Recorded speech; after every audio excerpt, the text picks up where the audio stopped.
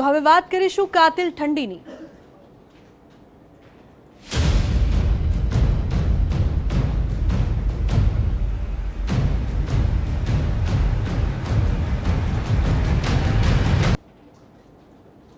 તો મહત્વપૂર્ણ સમાચાર સામે આવી રહ્યા છે। હવામાન ખાતાની આગાહી પ્રમાણે 2 દિવસમાં ઠંડીનો ચમકારો જોવા મળી શકે છે, એટલે કે ઠંડી વધશે તેવી આગાહી કરવામાં આવી છે।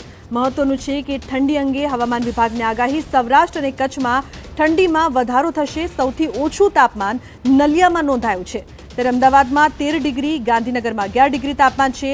2 દિવસ બાદ ફરી 1 થી 2 ડિગ્રી વધારો થઈ શકે છે, પરંતુ હા, 2 દિવસમાં ઠંડીનો ચમકારો વધશે તેવી આગાહી કરવામાં આવી છે।